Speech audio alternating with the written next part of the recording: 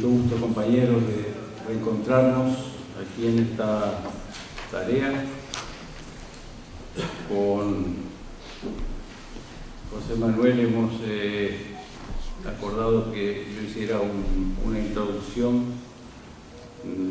de carácter de política internacional para dar el marco político y geopolítico internacional en el cual se están desarrollando estas negociaciones del TISA, que en realidad son parte de un conjunto complejo de 7 u 8 grandes negociaciones que se están procesando paralelamente y que, de acuerdo a la forma en que ocurra el desenlace, van a terminar reconfigurando la escena mundial para los próximos 30 o 40 años.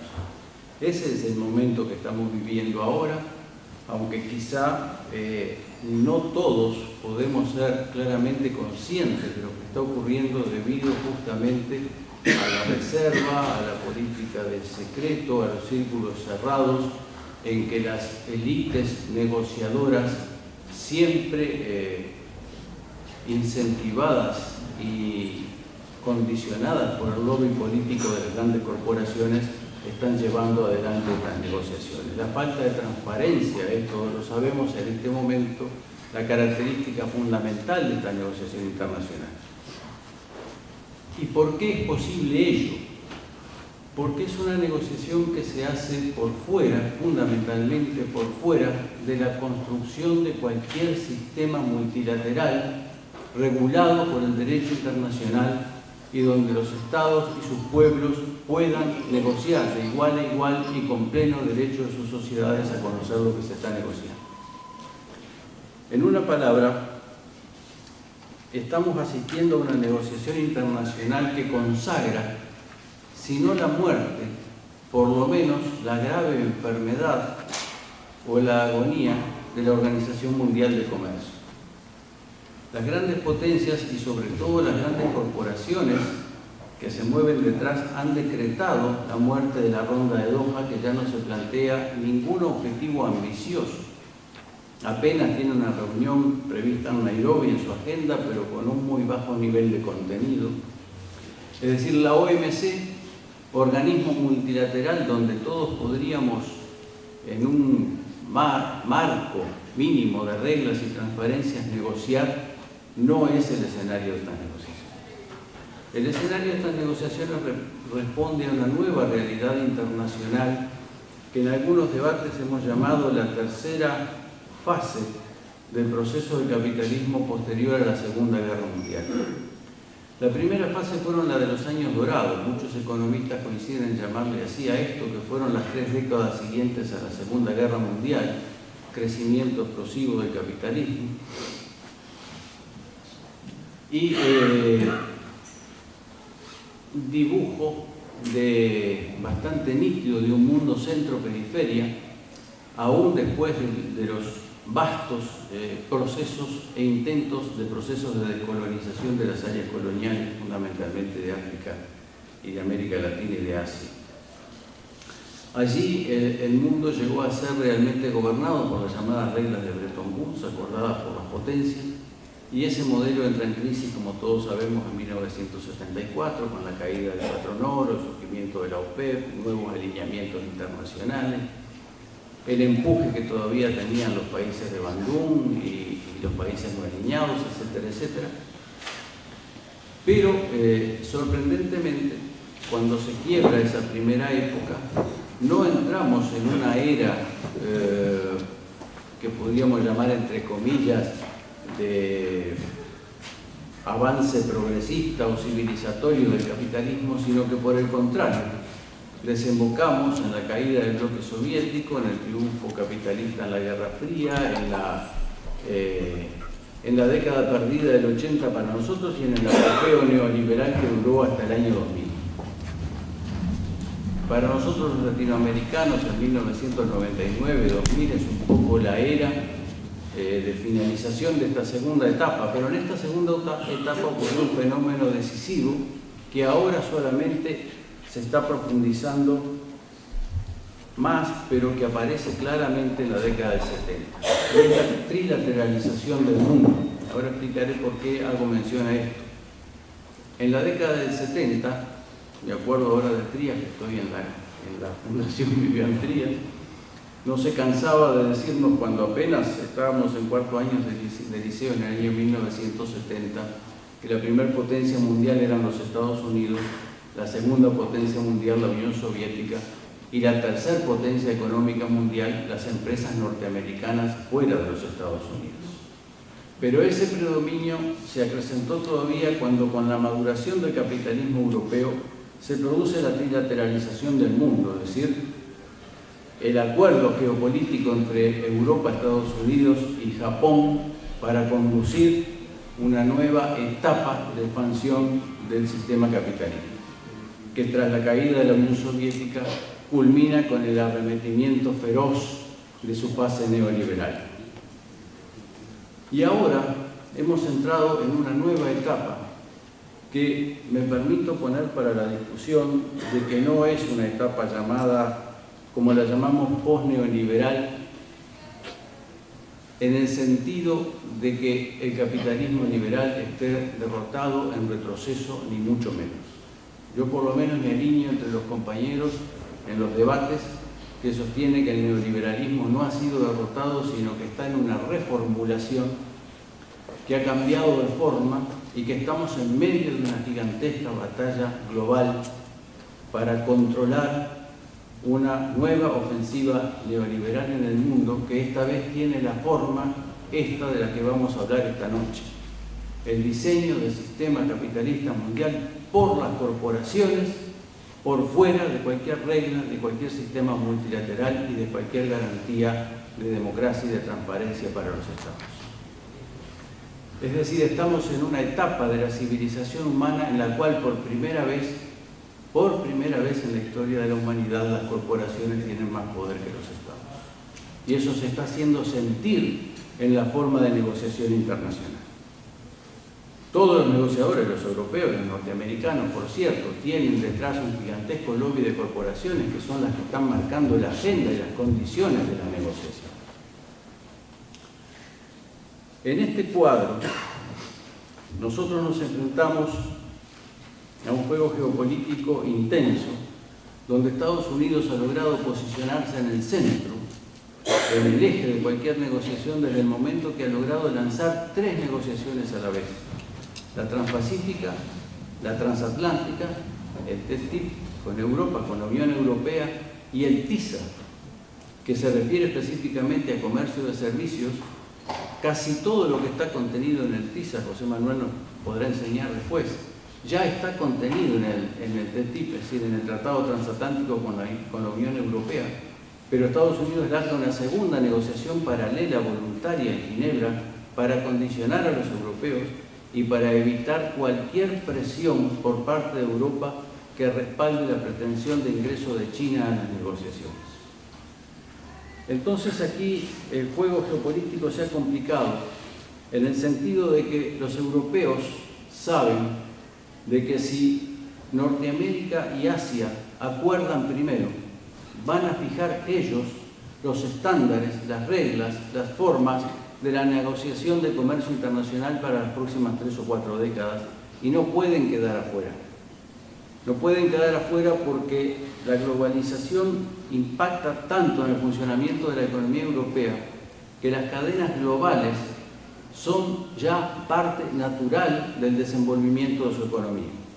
Ellos tienen datos publicados, pero insistieron mucho en nuestros encuentros en Bruselas hace unos días, en que el 40% de las exportaciones de Europa dependen de las cadenas internacionales de valor. Es decir, los componentes que luego terminan en ese 40% de exportaciones vienen incluidos en un 60% de importaciones que Europa hace. El comercio se ha transformado en una cuestión vital para ellos y no pueden permitir que haya un acuerdo Norteamérica-Asia sin ellos.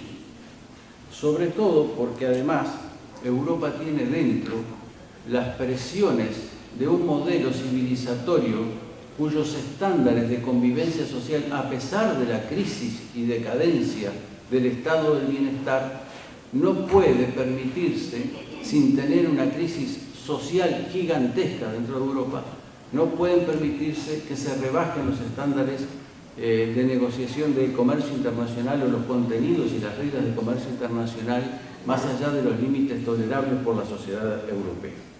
¿Y a qué me refiero? Me refiero a dos capítulos fundamentales que están en pleno debate en este momento. Primero, el derecho laboral.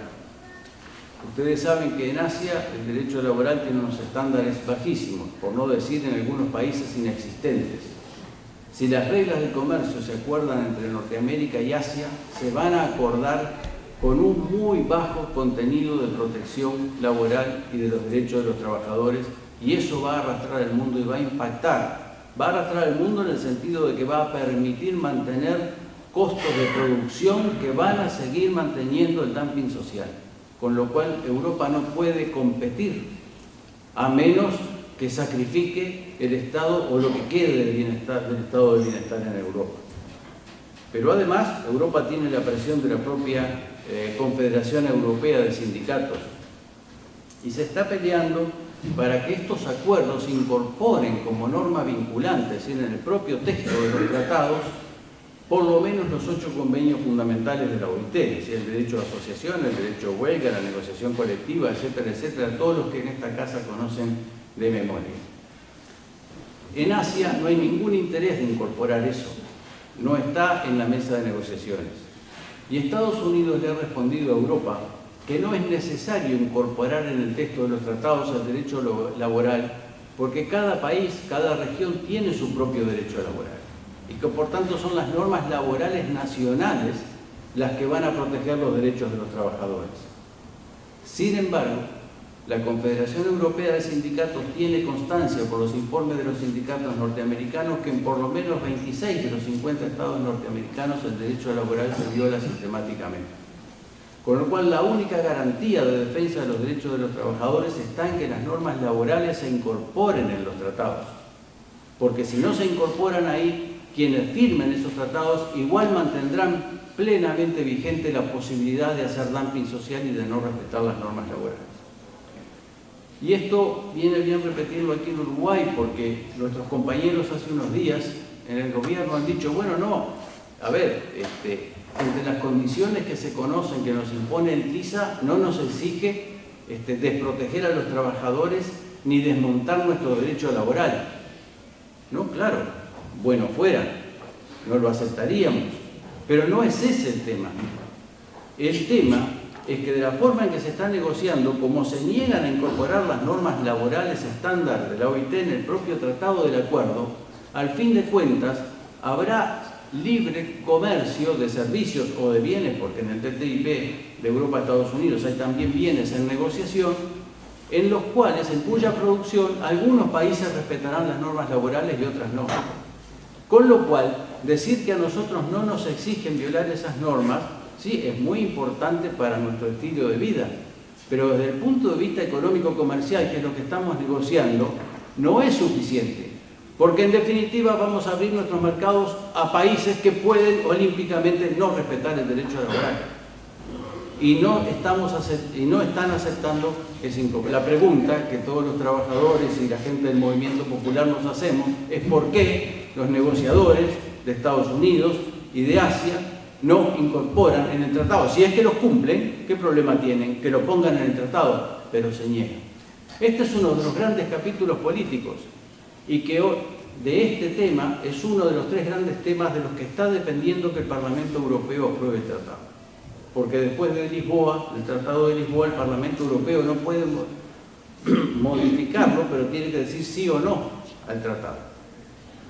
Puede proponer enmiendas para que la Unión presente a los demás, pero una vez que la Comisión presentó el texto, depende que el Parlamento vote sí o no.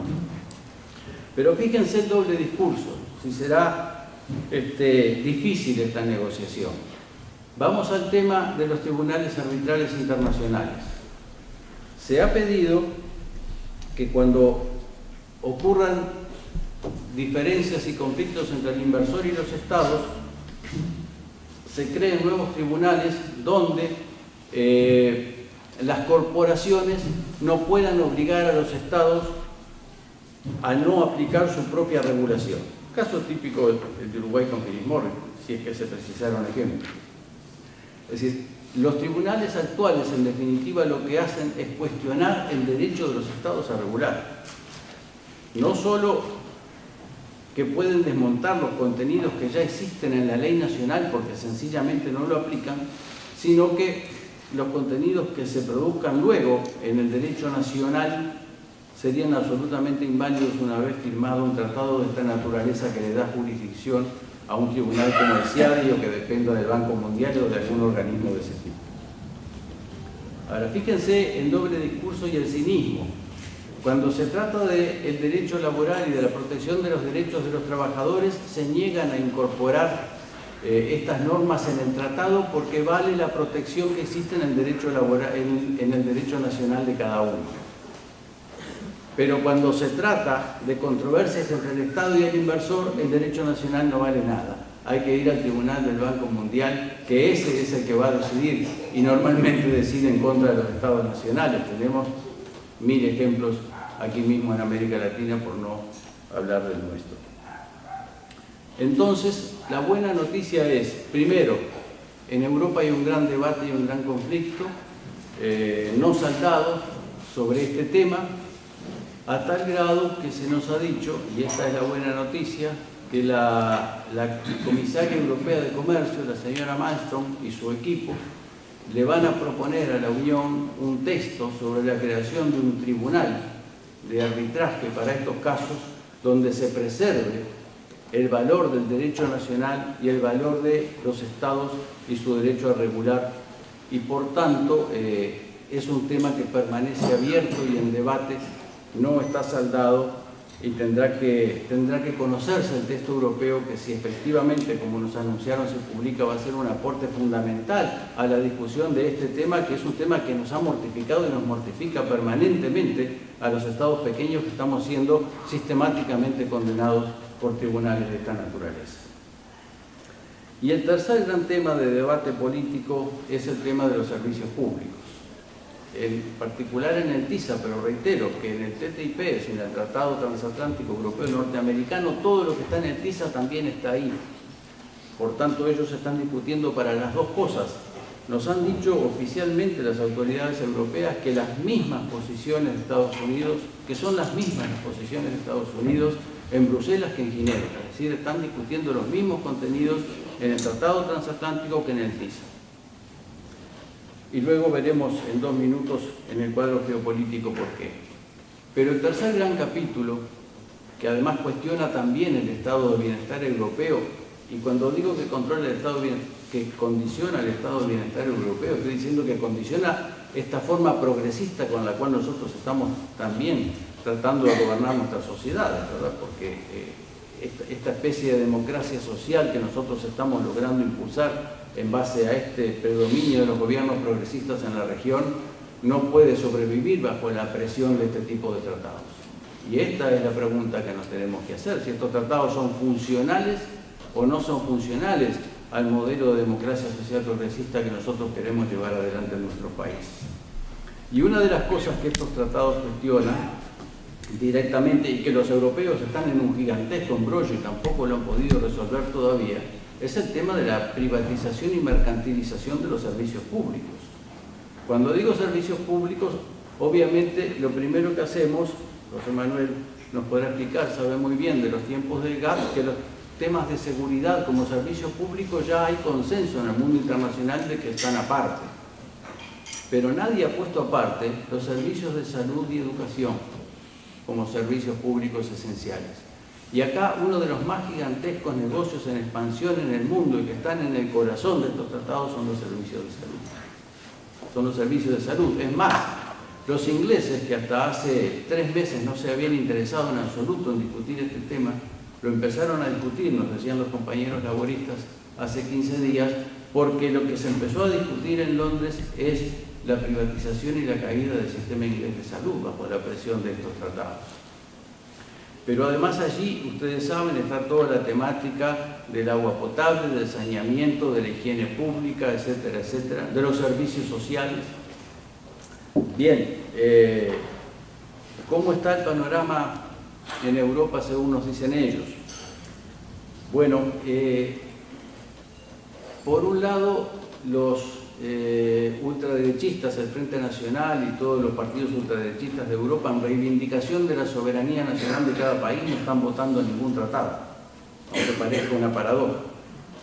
Los socialdemócratas son minoría, pero los conservadores clásicos, cuando digo conservadores clásicos me refiero a la derecha corporativa, a la derecha empresarial, la derecha que tiene la conducción estratégica global del capitalismo, esos firman el tratado así como está.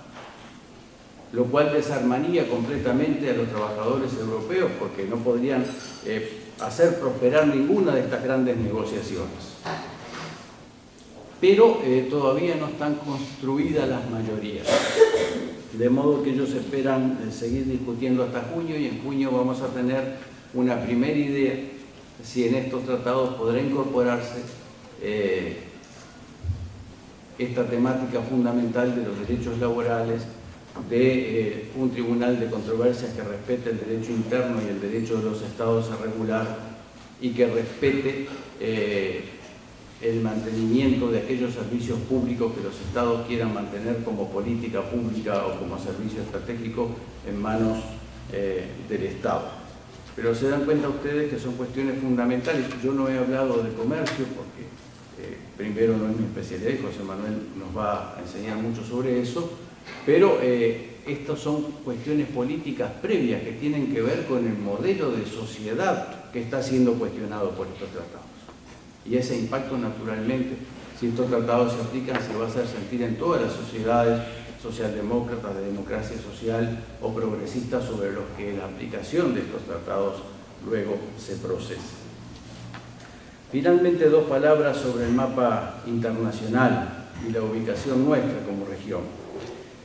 No se puede descartar que en los próximos 2 o 3 años, incluso haya fast track o no haya, es decir, el Congreso podrá darle o no podrá darle a Obama la vía rápida. Se estima de que Estados Unidos en este momento está priorizando el acuerdo con Asia, y por eso es el estado de ansiedad que existe en Europa en este momento por todo lo que venimos de explicar.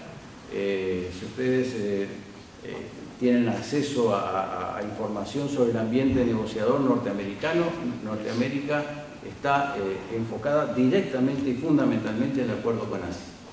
El acuerdo con Europa, si no se firmara antes de que comenzara la campaña electoral en la primavera del año próximo, quedaría detenido hasta el año 2017. Pero los europeos, y fundamentalmente los conservadores europeos, quieren acuerdo y van a intentar sacarlo lo antes posible si es que tienen la posibilidad política de hacerlo.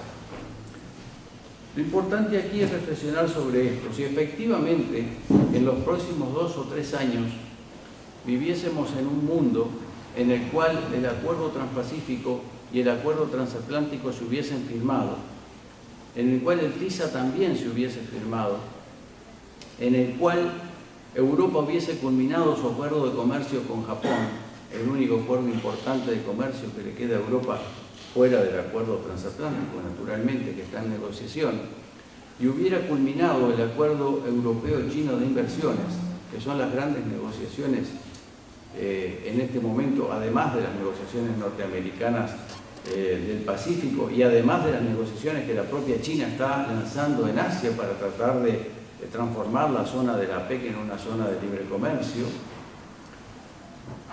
estaríamos asistiendo a un mundo que se configuraría absolutamente en función de los acuerdos de potencia por fuera de cualquier consenso en los organismos multilaterales, pero con una peculiaridad geopolítica especial para nosotros. Nosotros quedaríamos absolutamente aislados. Rusia, India y Sudáfrica, lo que quede del BRIC, independientemente de que China va a seguir en los BRIC y está comprometido con los BRIC, pero que tiene sus propias estrategias de negociación sin los BRIC. Y esto es lo importante a tener en cuenta. China está haciendo grandes negociaciones mundiales sin los BRIC. Esos países de los BRICS y Mercosur son los únicos 2 bloques que quedarían prácticamente aislados y condicionados por lo que acuerden los demás. Ahora bien, la pregunta es, está bien, para no quedar aislados y porque ahí, como se suele repetir aquí en Uruguay, ahí están los que manejan el 70% del comercio de servicios mundiales, ahí está el 50% del PBI mundial, ahí está el 40% de las exportaciones mundiales, tenemos que estar ahí. Si no estamos fuera, está bien, esa es una forma de razonar, pero con los contenidos actuales que tienen estos tratados, no ofrecen la más mínima garantía para mantener con vida modelos socialdemocráticos como los nuestros, porque atacan precisamente el corazón del estado de bienestar. No dejan base, es tan fenomenal la presión de la expansión de las corporaciones que si derriban todas las protecciones de las que disponemos para tratar de conducir nuestro propio modelo, digámoslo entre comillas, quedamos inermes. Nosotros construimos una estrategia para responder a eso. La construimos hace 20 años y fue la integración regional. Es decir, transformarnos en una potencia regional para tener capacidad de negociación frente al mundo y, por tanto, este espacio económico interior con más de 300 millones de seres humanos y una riqueza natural gigantesca nos iba a posicionar como negociadores frente al resto del mundo con los cuales podríamos impedir esta expansión gigantesca de las corporaciones y podríamos frenar una diagramación, una configuración mundial hecha de esta manera. Pero también, compañeros, y termino aquí, tenemos que ser muy francos de que nuestra integración regional ha fracasado.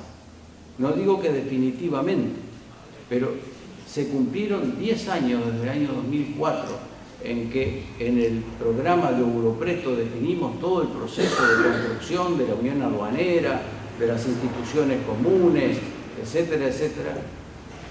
De eso lo único que se logró fue el FOSEN, que funciona bien, pero que no es ni por cerca suficiente para mantener con vida un proceso de integración. El Parlamento del Mercosur, que hace 2 años que no funciona porque no hay una fuerza política donde se discuta sobre la integración, y el Instituto Social del Mercosur, que funciona cuando le dan plata.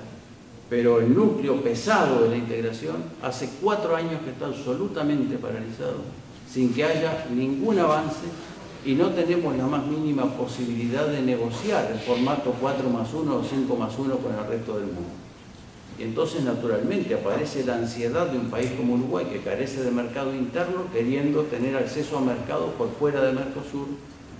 Y lo más sorprendente, hace apenas 72 horas, el ministro de Comercio de Brasil anuncia que Brasil está dispuesto a flexibilizar la negociación y que si Uruguay está dispuesto a firmar con Europa, firmaríamos un acuerdo Europa, Brasil, Uruguay y seguramente Paraguay sin Argentina, lo cual las repercusiones geopolíticas en materia de integración en la región van a ser evidentes, pero eso puede de alguna manera repercutir o terminar sacrificando el proceso común.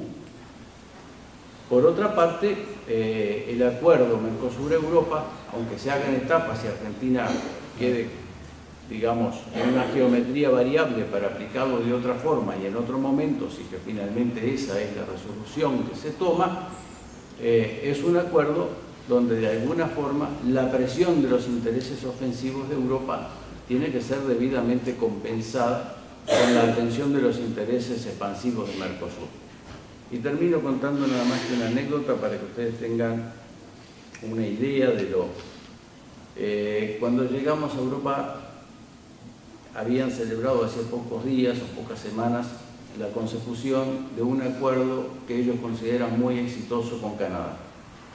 Y le otorgaron a Canadá el acceso de 46.000 toneladas de carne vacuna a la Unión Europea. Para decirlo de otro modo, 46 millones de kilos. ¿Pero por qué? Porque Canadá abrió las compras públicas de las provincias canadienses a la Unión Europea, cosa que Canadá no le ha dado ni siquiera todavía a los Estados Unidos. Es decir, canjearon acceso de agrícolas o de carnes en este caso, digámoslo así, por compras públicas. Y en esa lógica llegaron a un acuerdo que ellos consideran formidable con Canadá y supongo que los canadienses estarán también muy conformes con lo que han hecho. Europa es un país que necesita mantener intensos intereses ofensivos, porque no hay que olvidar que está en una brutal recesión económica, y por tanto las negociaciones que hagamos en Europa, que va a ser materia de otro panel aquí, donde habrá otros importantes expositores, tendrán que proteger debidamente los intereses de la región. Y no entrar es quedar aislado, lo cual puede terminar también a largo plazo debilitando nuestro modelo de desarrollo o nuestro proceso democrático de desarrollo. De cualquier forma, como yo no soy hombre de eludir posiciones, con los elementos que hay hoy arriba de la mesa, con lo que se ha logrado conocer hasta ahora y con estos grandes temas estratégicos sin resolver, a mí me parece que Uruguay no puede adherir a un tratado de esta naturaleza mientras no se salven los grandes temas que planteamos aquí, porque si no se resuelven favorablemente estos temas, estos tratados realmente van a ser o van a fijar un estándar de comercio internacional que va a barrer con los derechos laborales y sociales de una manera implacable.